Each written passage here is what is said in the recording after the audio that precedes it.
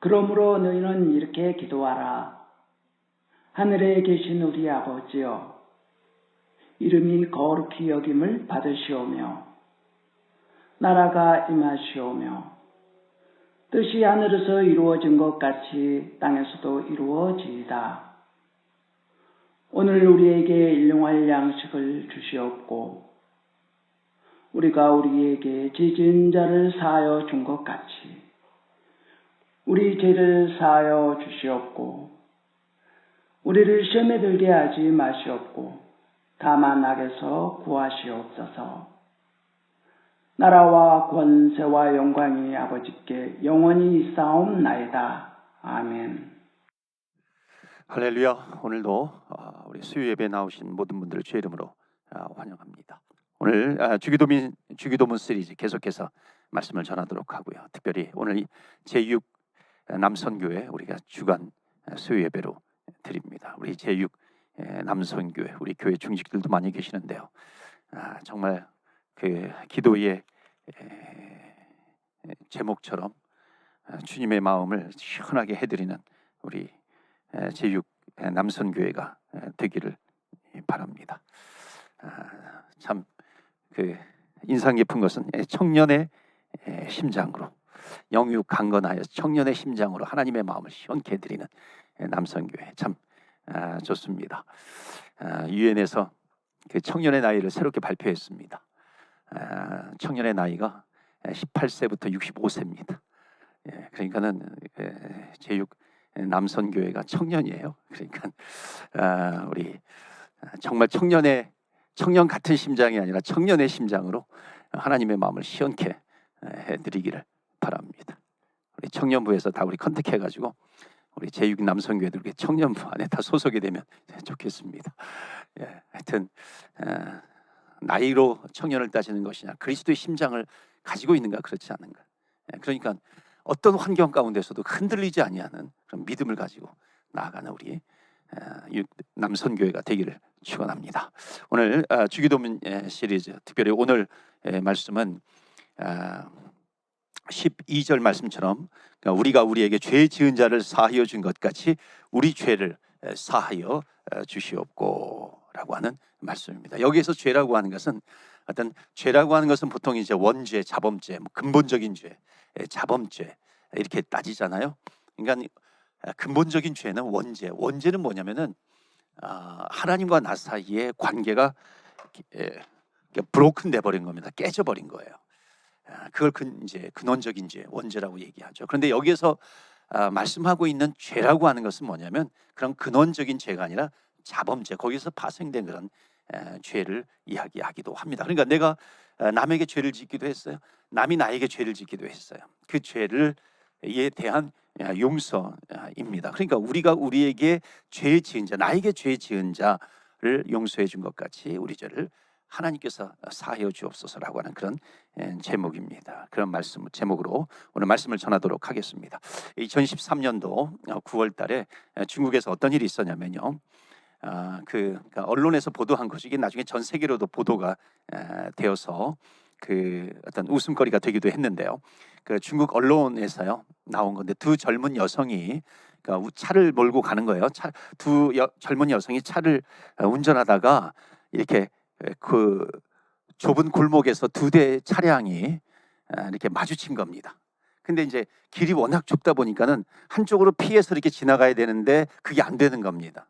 그러니까 골목에서 일단 골목으로 진입을 해가지고 딱 마주쳤으니까 또 빠져나갈 길이 없으니까 어떻게 됩니까? 둘 중에 한 차가 뒤로 백해야 되는 거예요. 뒤로 물러나야 하는 겁니다. 그런데 서로 물러나지 않겠다는 겁니다.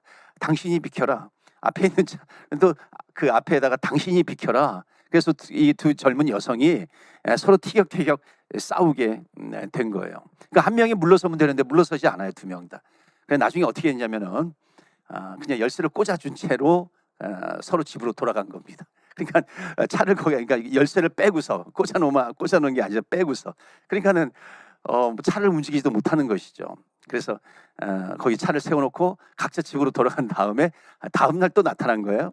다음 날 아침에 또 와가지고 서로 너가 먼저 빼라, 내가 먼저, 당신이 먼저 빼라 그렇게 알량한 자존심 싸움을 하다가 나중에 그게 또 오전 지나고 오후에 서로 계속 다툰 거예요. 그래서 그 주변에 있던 그 부동산 업자가 또 가족이 와가지고 겨우 뜯어 말려가지고 차를 이동시키는 그런 어처구니 없는 일이 발생을 했다는 겁니다. 그래서 이게 이제 신문에 보도가 돼가지고 어떤 세계적인 웃음거리가 되기도 했습니다. 자, 자기 알량한 자존심을 내세운 겁니다. 그러니까 그 자존심 때문에 용서하지 못하게 되는 것이죠.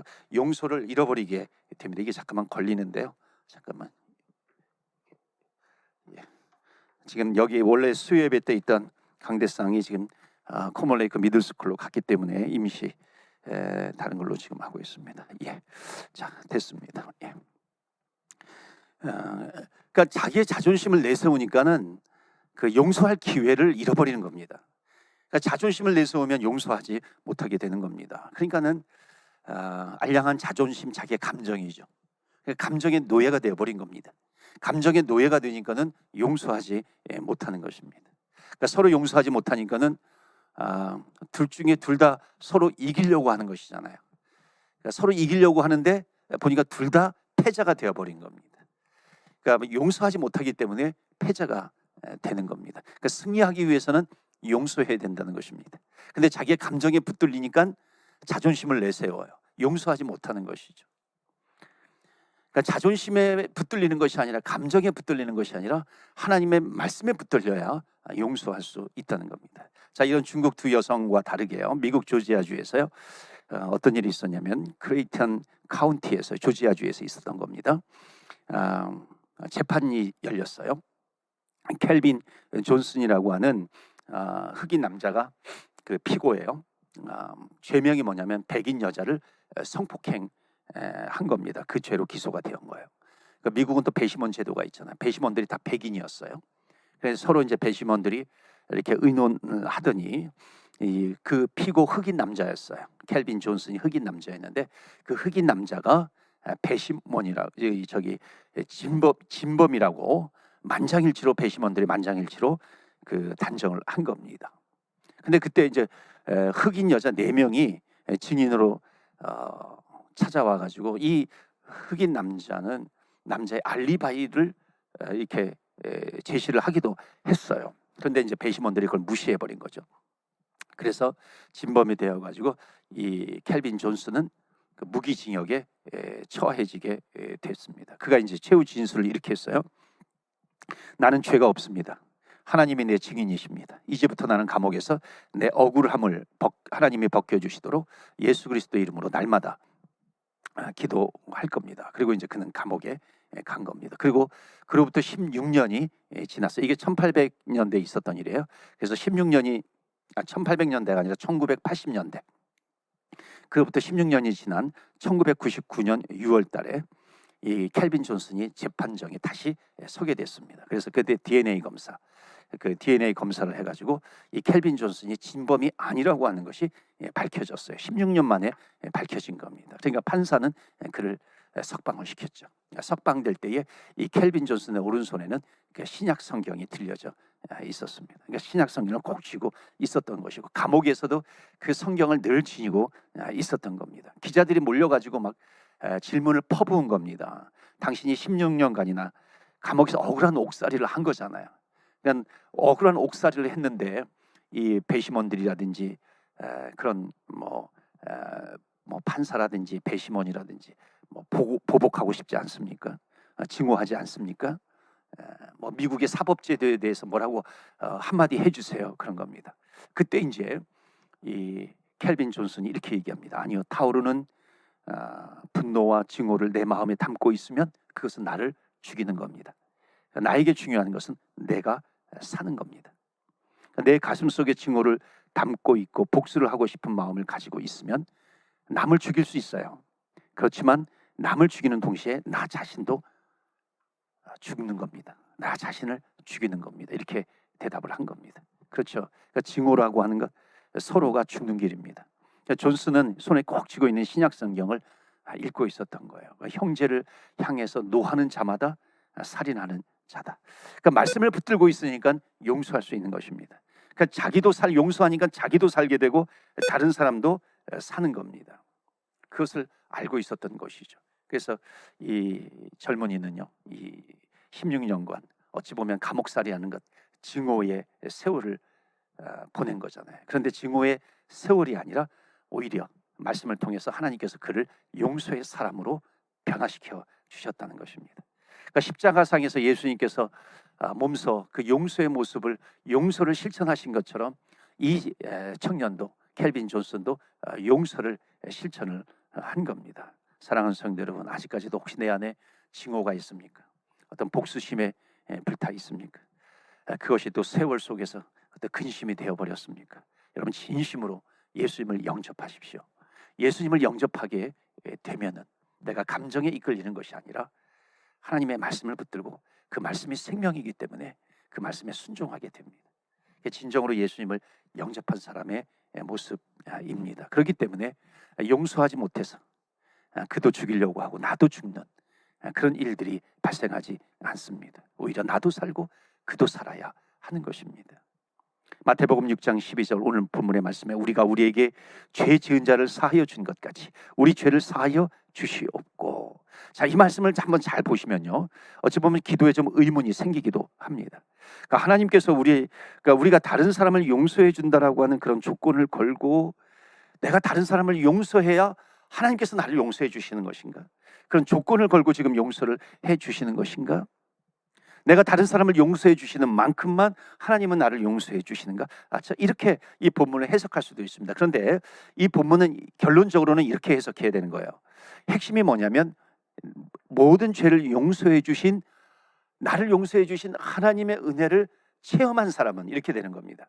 나를 용서해 주신 하나님의 은혜를 체험한 사람은 형제의 죄를 용서하지 않을 수가 없다라고 하는 것입니다. 그러니까 하나님의 용서의 은혜를 받은 사람은 다른 사람을 용서할 수밖에 없다는 것입니다. 그러니까 하나님으로부터 큰 죄를 용서받은 우리는 당연히 그보다 작은 죄를 지은 형제를 용서할 수 있어야 한다는 것입니다. 그래서 이 오늘 본문의 말씀은 죄, 그다음에 용서, 이거와 긴밀하게 연결되어 있습니다. 이것이 이제 마태복음 18장에 등장하는 1만 달란트 탕감받은 종에 대한 그 비유로 나오고 있습니다. 이 말씀이 뭐냐면 어떤 왕에게 빚진 사람이 있었습니다. 왕에게 빚진 사람이 있었는데 자그마치 얼마를 빚졌냐면 1만 달란트를 빚졌다는 겁니다. 그러니까 1만 달란트가 빚졌다라고 하는 것은 이게 잘 계산이 안 되잖아요. 근데 1달란트가 어떻게 보면 이렇게 생각하면 쉽습니다. 1달란트가 매일 하루도 쉬지 않고 매일 일하는 노동자가 하루 임금이 있잖아요. 품삯이 있잖아요. 그런데 16년 동안 쉬지 않고 매일매일 일할 때 받는 품삯을 보통 1달란트로 칩니다. 그러니까 1만 달란트예요. 그러니까는 16년 동안 매일 일해야 받는 게 1달란트라고 하면 여기 만 달란트라고 하는 것은 어마어마한 숫자입니다. 이게 계산이 잘 안 되는 겁니다. 몇 조 이렇게 몇 경조 이런 단위로 넘어가게 되는 겁니다. 그러니까는 결국 1만 달란트를 빚졌다라고 하는 것은 뭐냐면 갚을 능력이 없다는 겁니다. 내가 아무리 노력한다 할지라도 내 행위로 이것을 탕감받을 수 없다는 겁니다. 인간은 용서받을 수 없다라고 하는 겁니다. 그 죄를 내가 지었다라고 하는 것이죠. 그래서 이 왕이 이 1만 달란트 빚진 자에게 너가 이 빚을 갚든지 너 가족들을 팔아서라도 이 빚을 갚아라, 그렇게 이야기를 한 겁니다. 근데 갚을 수가 없잖아요. 그러니까 정말 부르짖는 겁니다. 애걸복걸 하는 겁니다. 조금만 기다려주세요. 조금만 기다려주세요. 더 참아주세요. 다 갚겠습니다. 여러분, 이게 조금만 기다려달라고 해가지고 해결될 문제입니까? 조금만 참아달라고 해가지고 해결된 문제입니까? 그때만 잠깐 모면하는 것이죠. 그러니까 근본적인 해결은 되지 않는 겁니다. 그러니까 여러분, 죄는 근본적인 해결부터 되어야 그 부차적인 죄가 해결이 되는 것이지 근본적인 죄가 해결되지 않고 이 부차적인 죄만 해결이 되게 된다면요 계속해서 반복하는 겁니다. 그렇기 때문에 정말 죄에 대한 문제는 1차적으로 우선적으로는 주님 앞에 나와 내가 얼마나 하나님 앞에 큰 죄인인가라고 하는 것을 깨달아야 한다는 것입니다. 자, 그래서 1만 달란트 빚진 자가 가족까지 와가지고 정말 이 왕에게 계속해서 요구하는 겁니다. 조금만 기다려 달라. 나중에 다 갚겠다. 나중에 다 갚겠다. 애처롭게 울부짖는 이 가족들의 모습을 보면서 이 왕의 마음이 움직인 거예요. 그래서 아무 조건 없이 전액 다 면제해 준 겁니다. 그러니까 그 1만 달란트를 다 면제를 받으니까 얼마나 이 청년은, 이 종은 얼마나 감사하겠어요. 얼마나 눈물이 나겠어요.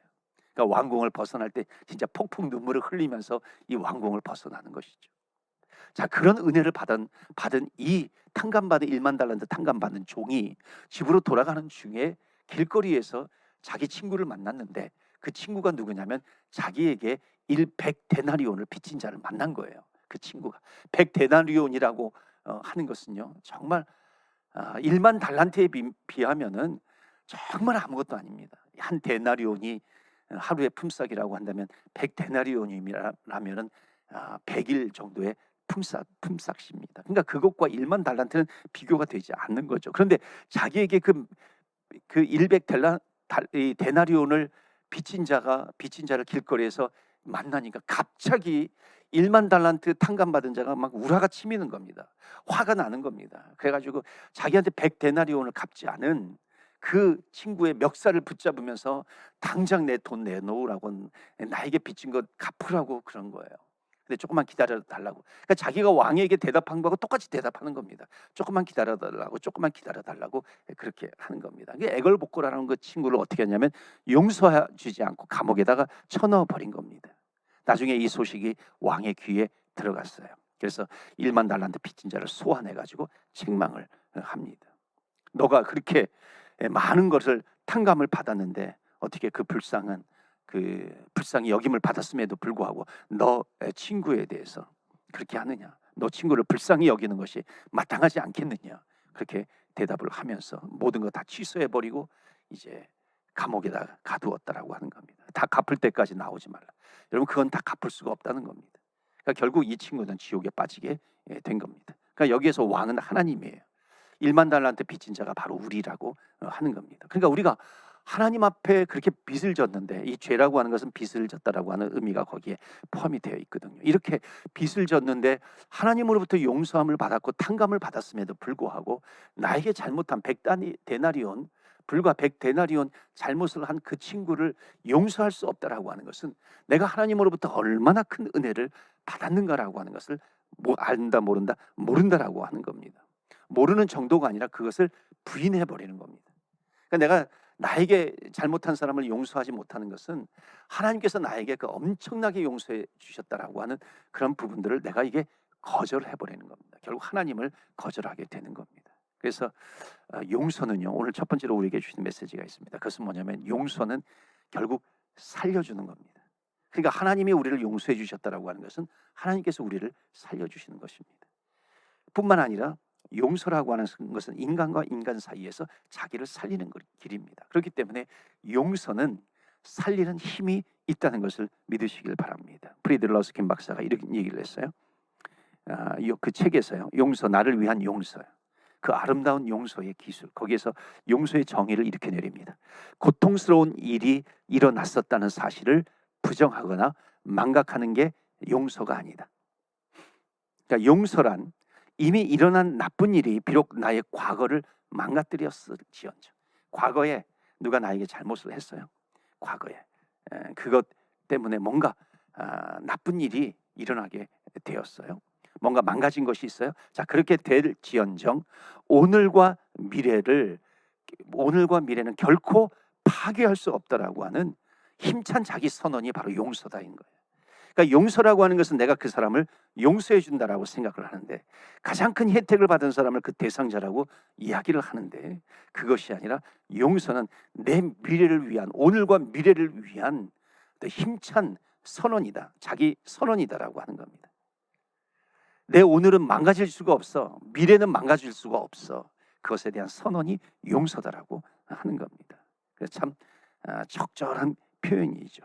그러니까 용서만이 결국 유일한 살 길이다라고 하는 겁니다. 왜 그렇습니까? 용서하지 않으면은 분노가 그 마음의 독이 되어 버립니다.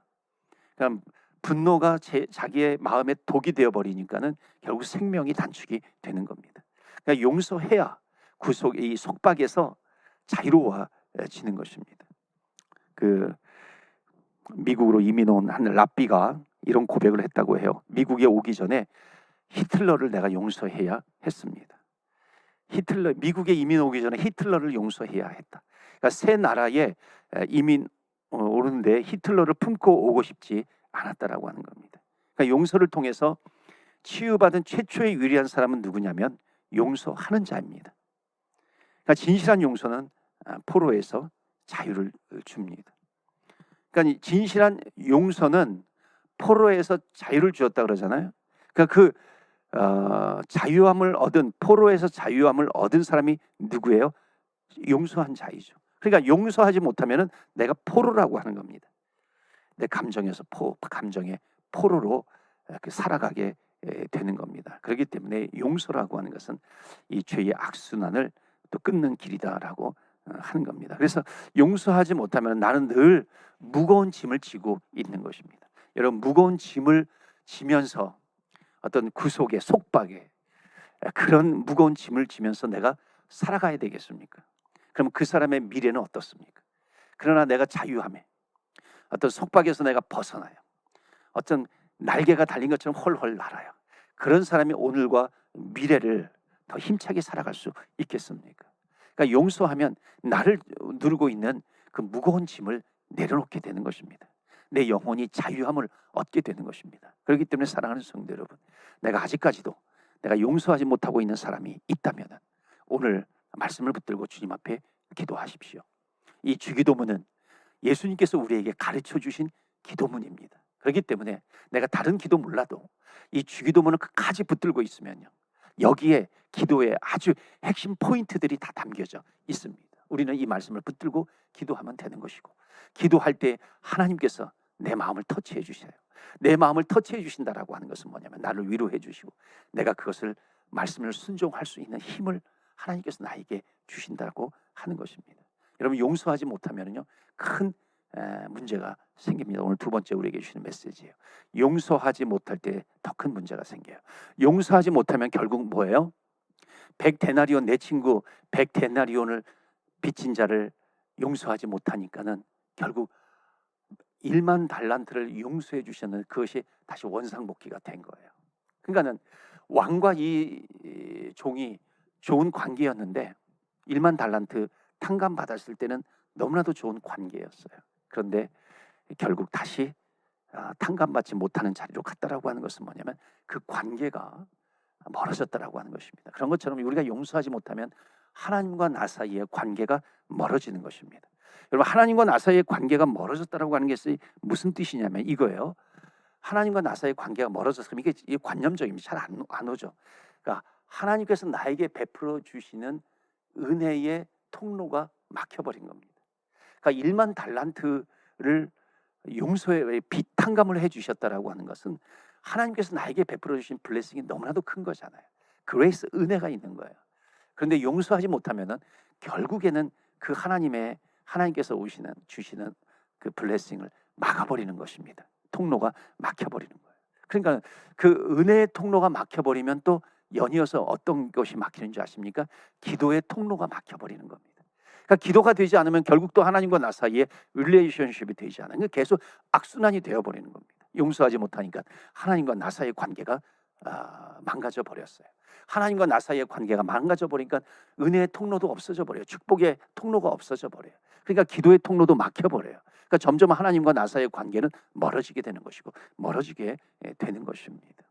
바로 이러한 부분을 성경에서는 예수님께서 기도를 통해서 지금 말씀해주고 계시는 겁니다. 여러분, 영혼과 육신의 불안과 고통이 생깁니다. 용서해주지 용서하지 못하는 면이요. 그러니까 용서하지 못하면 내 영혼에 고통이 있어요. 여러분, 인간의 몸은 영혼 육으로 되어 있잖아요. 물론 영혼 육이라고 하는 것이 하나의 몸이에요. 그런데 영혼 육이라고 하는 그런 기능들이 있어요, 우리 인간의 몸에는. 그런데 영이 가장 중요해요. 하나님과 교통하는 곳이 영입니다. 그 다음에 하나님과 교통을 했어요. 우리에게는 마음이 있어요. 정신이 있어요. 그 마음과 정신은 영에게 영향을 받습니다. 또한 우리 마음이 있어요. 정신이 있어요. 우리가 또 육신이 있어요. 육체는 이 정신에 의해서 영향을 받습니다. 결국 영은 정신과 육체에 영향을 주게 됩니다. 정신은 육체에게 영향을 주게 되는 겁니다. 그러니까 가장 이 고차원적인 영이 하나님과 나 사이에 막혀져 버리기 때문에 내 영혼이 고통을 당하고 있는 겁니다. 그러니까 내 영혼이 고통이 되면 내 마음이 썩어 들어가는 것이고요. 불안한 것이고요. 고통이 찾아오게 되는 것이고요. 그렇기 때문에 내 몸까지도 망가질 수 있다는 것입니다. 그러니까 육신의 고통이나 질병으로도 이어질 수 있다는 것이죠. 그래서 잠언 17장 22절에 이렇게 말씀하죠. 마음의 즐거움은 양약이라도 심령의 근심은 뼈를 마르게 하느니라. 그러니까 영적인 고통은 육신의 건강까지 해칠 수 있다는 것입니다. 우리는 이 시대의 건강을 얼마나 우리는 생각합니까? 건강하기 위해서 우리는 얼마나 노력을 합니까? 근데 가장 우선적인 건강할 수 있는 법칙은 뭐냐면 내 영혼을 건강하게 하는 것입니다. 그러니까 내 영을 건강하게 한다는 것은 하나님과 나 사이의 관계, 은혜와 축복의 통로가 막히면 안 된다라고 하는 것입니다. 그렇기 때문에 오늘도 우리가 주님 앞에 나아가면서 기도할 것은 뭐냐면, 하나님, 내가 아직 용서하지 못하는 사람이 있습니까? 용서할 수 있는 힘을 허락해 주시옵소서. 진심으로 하나님의 얼굴을 구하면서 우리가 기도하면서 나아갈 때에 하나님과 나 사이에 막힌 담이 뻥 뚫려버리는 것입니다. 그러면 하나님의 은혜가 나에게 임해요. 기도가 확 열려버리는 겁니다. 내 영안이 열려요. 하나님 살아계시는 거예요. 내 영혼, 몸을 강건케 하나님께서 회복시켜 주신다라고 하는 것입니다. 여러분, 그 남아공의 만델라 대통령, 여러분 한 번쯤 들어보셨을 겁니다. 이분이 이제 남아프리카 공화국의 대통령으로 이제 취임을 했었잖아요. 그 전에 27년 동안 감옥살이를 했습니다. 일종의 이제 민주화 운동을 하다가 감옥에 갇힌 거죠. 그러니까 감옥 안에서 그 간수들에게 모진 고통을 당한 거예요. 27년 동안. 그리고 나중에 이제 석방이 되고 나중에 대통령 자리에까지 올라갔어요. 그러니까 대통령 자리에 올라갔을 때에 이 만델라 대통령이 그 자기를 괴롭혔던 간수들을 다 초대를 한 거예요. 그래서 만찬도 베풀어 주었어요. 이게 또 소문이 났죠. 그래서 만델라 대통령이 한번 미국을 방문했습니다. 그래서 미국의 그때 당시 대통령은 클린턴 대통령이었어요. 클린턴 대통령이 이것을 물어본 거예요. 만델라 대통령이, 어떻게 당신을 그렇게 27년 동안 그 괴롭혔을 텐데 어떻게 그런 사람들을 복수하는 것이 아니라 증오하는 것이 아니라 어떻게 그런 사람들을 불러가지고 이렇게 용서도 하고 또 만찬도 벌일 수 있었습니까? 이렇게 질문을 했대요. 그랬더니 만델라 대통령이 아주 유명한 말을 합니다. 내가 그들을 용서하지 않으면, 내가 지금 감옥에서 나왔는데 내가 그들을 용서하지 않으면 나는 아직도 감옥에 있는 겁니다. 이렇게 대답을 했다는 겁니다. 정말 명언이죠.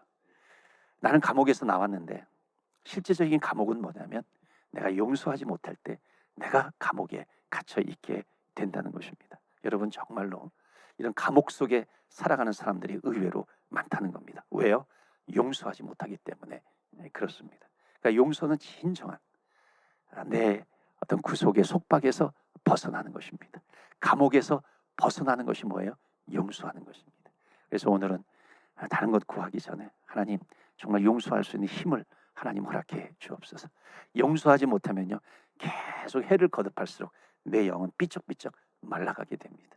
내 정신도 내 마음도 말라가요. 메말라갑니다. 거기에 무슨 여유가 있겠어요? 거기에 무슨 기쁨이 있겠고, 거기에 무슨 평안이 있겠고, 거기에 무슨 만족이 있겠습니까? 절대로 만족이 없습니다. 그렇기 때문에 우리는 다시 한번 주님 앞에 나아가 무릎 꿇고 기도하는 겁니다. 하나님, 나에게 큰 용서의 은혜를 베풀어 주셨는데 내가 그것을 몰랐군요. 다시 한번 나를 구원하시기 위해서 십자가에 달려 돌아가신 주님, 내가 어둠이 아니라 나에게 빛으로 다가오셔서, 내가 어둠 속에서 헤매는 존재가 아니라 빛으로 다가오셔서 나에게 용서의 은혜를 베풀어 주신 주님, 생명을 주신 주님. 주님께서 나에게 생명을 주셨습니다. 생명을 주셨기 때문에 나는 죽음으로 가지 않습니다. 여러분, 죽음이라고 하는 것이 무엇이에요? 결국 내 영이 죽는 겁니다.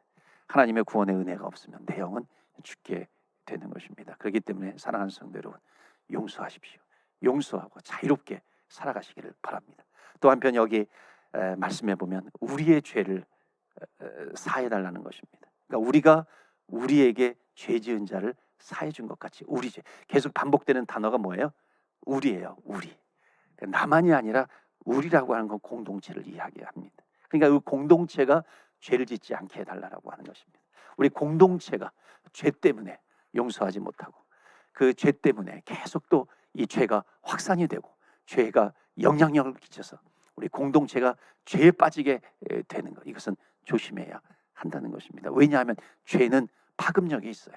죄는 영향력이 있습니다. 그러니까 죄가 이렇게 파급 효과를 나타내지 않도록 죄를 끊을 수 있어야 되는 겁니다. 그게 공동체 안에서 이루어져야 하는 것이죠. 여러분, 소돔과 고모라가 결국 한 사람의 그 타락한 죄가 계속해서 퍼져나간 겁니다. 그래서 소돔과 고모라 성을 멸망시키게 된 거죠. 여러분, 화재 소식이 참 많이 납니다. 화재 소식을 예로 들어서 좀 뭐하긴 하지만요, 그것을 통해서 우리가 알 수 있는 것은 뭐냐면 한 재래시장 같은데 시장 안에서 한 곳에서 불이 나면은요, 그 전체를 다 태워버리는 경우를 우리는 보게 되기도 하잖아요. 건물이 타면은 그 마을 전체를 또 태워버리는 그런 경우가 있기도 합니다. 이것을 죄의 비유를 하면은요, 공동체 안에 죄가 영향력을 끼치지 않도록 우리는 기도해야 됩니다. 하나님, 우리 공동체가 죄에 물들지 않게 해 주옵소서. 음부의 권세가 흔들지 못하게 하여 주시옵소서. 그 한 사람 한 영혼의 마음을 마귀가 헤집어 놓지 않게 하여 주시옵시고, 그러므로 하나님과 나 사이에 은혜의 통로를 막아버리는 일이 없게 하여 주시옵시고, 하나님께서 우리들에게 우리 공동체에 베풀어 주시는 그 은혜의 그 블레싱, 그것이 가득할 수 있도록 어떻게 해야 돼요? 우리는 결국 하나님께서 우리를 용서해 주셨는데 그 은혜로 말미암아 우리는 서로 용서해 줄 수 있어야 한다는 겁니다. 그러한 저와 여러분이요, 우리 공동체가 또 저와 여러분의 가족이 되기를 주의 이름으로 축원합니다. 아멘.